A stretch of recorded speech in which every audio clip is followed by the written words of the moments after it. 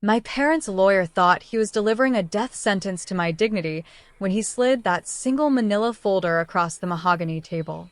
2 years of absolute silence. 2 years of being erased, slandered, and labeled mentally unstable by my own flesh and blood. And it all came down to a single piece of paper. The attorney sat back, his expression grave, waiting for me to break down or beg. But as my eyes scanned the legal terms, a sound escaped my throat that he definitely wasn't expecting. I didn't cry. I didn't scream. I burst out laughing so hard and so loud that the lawyer actually jumped in a seat, his face turning pale as he nervously asked if I was okay. They thought they had finally found a way to destroy me, but they had just handed me the ultimate victory. Follow my story until the end to see how the tables turned. My name is Chloe, and at 26 years old, I finally learned that blood doesn't make you family, it just makes you related. For as long as I can remember, my household operated under a strict, unwritten rule. My sister, Vanessa, was a royal princess who could do no wrong, and I was the seasonal worker who existed only to serve her court. If Vanessa wanted the bigger bedroom, it was hers. If she crashed her car, our parents bought her a brand new luxury sedan the next morning while blaming the traffic lights. But my breaking point, the moment the illusion completely shattered, happened on the day of my university graduation. I had worked late-night shifts for 4 straight years to graduate top of my class with a degree in finance. On the morning of the ceremony, my cap and gown were pressed, and 2 seats were reserved for my parents. An hour before the event, my mother called me. Her voice didn't carry an ounce of regret as she said, "Chloe, honey, we can't make it. Vanessa forgot to book her flight for her weekend trip to Cabo, so your father and I have to drive her to the airport 3 hours away." They skipped the biggest milestone of my young life to act as an airport shuttle service for my sister's vacation. When I met Mark, a brilliant, hardworking mechanical engineer who loved me for exactly who I was, I thought my parents might finally show some respect. Instead, during our first family dinner, my father looked at Mark's modest background and openly called him a financial downgrade, right to his face, claiming I was throwing my life away on a peasant. That was the final straw. I looked at my parents, looked at Vanessa's smug smile, and realized I was completely done. That dinner was the exact moment I chose myself over the people who were supposed to love me. I took Mark's hand, walked out of that restaurant, and blocked every single one of their phone numbers before we even reached the car. I went completely no contact. No texts, no holiday visits, no life updates. I needed peace, and more than that, I needed to protect my new marriage from their poison. But my parents and Vanessa couldn't handle losing control over me. To justify my sudden disappearance to the rest of the world, they launched a vicious, calculated smear campaign. Within weeks, rumors began trickling back to me through distant cousins and old childhood friends. My mother had been calling everyone in our extended social circle, weeping corporate-quality tears, claiming that I had suffered a severe emotional breakdown. They told the aunts, the uncles, and even our old neighbors that I had become mentally unstable, completely detached from reality, and that Mark was an opportunistic manipulator who was keeping me hostage from my loving family. It was a masterclass in psychological warfare. They painted themselves as the grieving, heartbroken parents dealing with a crazy daughter, all to protect their flawless public image. For 2 long years, the silence from my end was absolute, but the emotional weight was staggering. Every holiday that passed was a reminder that my own flesh and blood preferred to destroy my reputation rather than look in the mirror and admit their own cruelty. I spent 24 months building a beautiful, quiet life with Mark, completely unaware that their lies were about to catch up with them. 2 years of absolute silence can do wonders for your peace of mind. Mark and I had built a stable, thriving life, and the memory of my family's toxic behavior had finally started to fade into background noise. But then, on a rainy Tuesday morning, the barrier I had built between my past and my present was violently breached. I received a formal delivery at my office, a legal summons from a high-profile corporate defense attorney named Arthur Vance. The letter stated, in cold, non-negotiable terms, that he represented my father and required an urgent, in-person meeting regarding a critical estate document that demanded my immediate signature. Anxiety hit me like a physical blow. After 24 months of being dead to them, why was a corporate lawyer suddenly tracking me down? My mind raced through every terrible possibility. Were they trying to sue me? Were they trying to legally lock me away using the mentally unstable narrative they had spent years spreading? The next day, my knees shook as I walked into the cold, intimidating law firm in downtown. The office was a monument to old money and unearned power, filled with polished mahogany and floor-to-ceiling windows overlooking the city. It was exactly the kind of place my father used to flex his financial muscles. Arthur Vance sat behind his massive desk, his expression grave and unreadable. He didn't offer a warm greeting or condolences for the 2 lost years.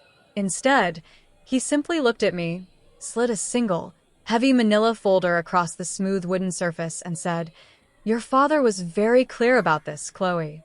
You need to sign this today." The silence in that room was heavy enough to crush a weaker version of me. I stared at the folder for a long moment before finally pulling out the single document hidden inside. I expected a lawsuit, a restraining order, or maybe some cruel legal maneuver to officially strip me of my family name. But as my eyes scanned the legal jargon, the real story began to unfold between the lines. This wasn't an attack. It was a desperate, disguised surrender. The document was a conditional inheritance release and debt assumption clause. As I read further, the puzzle pieces fell into place. Over the last 2 years, my father had handed over the complete operational control of his multi-million-dollar logistics company to his golden child, Vanessa.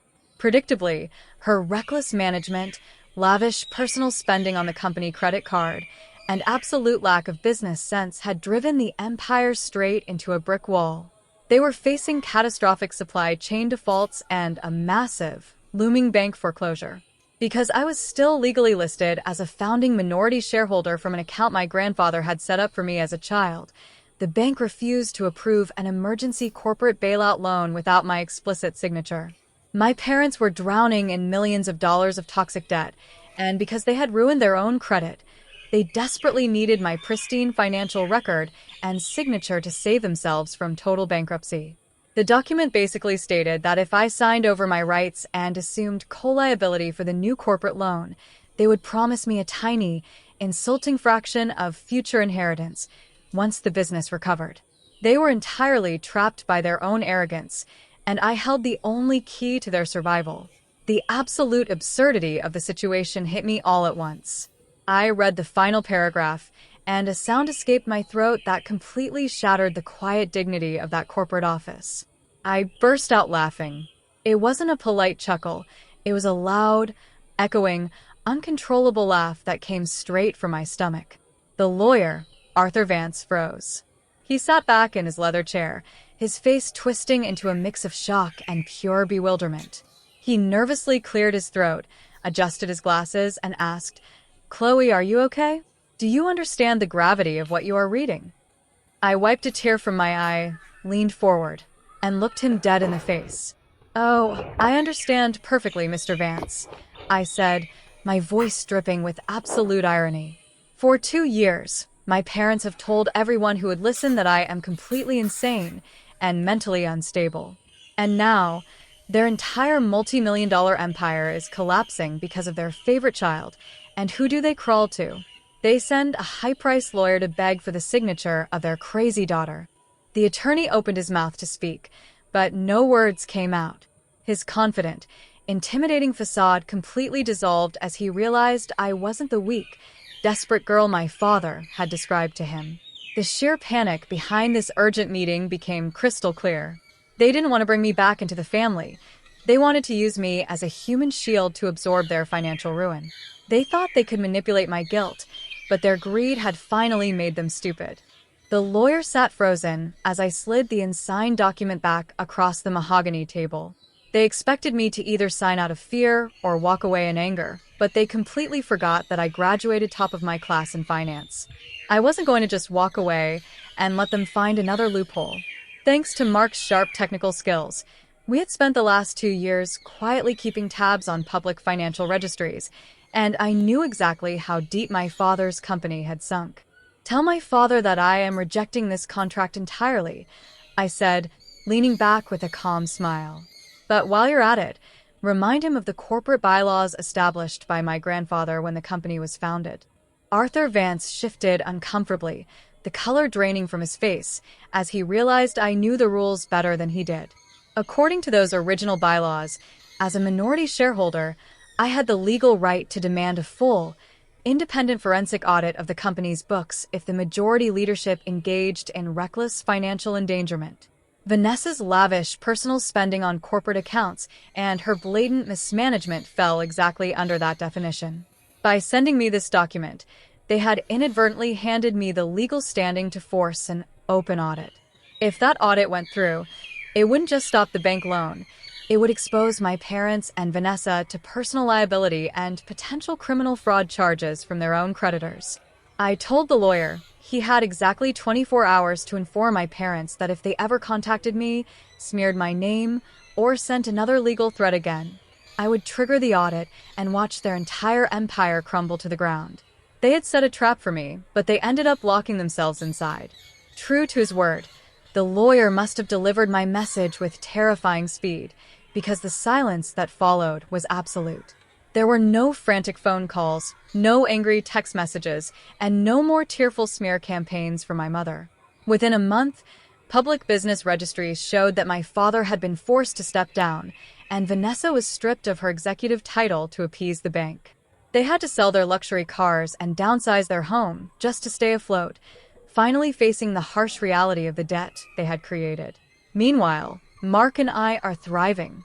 Our independent life is filled with genuine love, security, and a deep peace that money can never buy.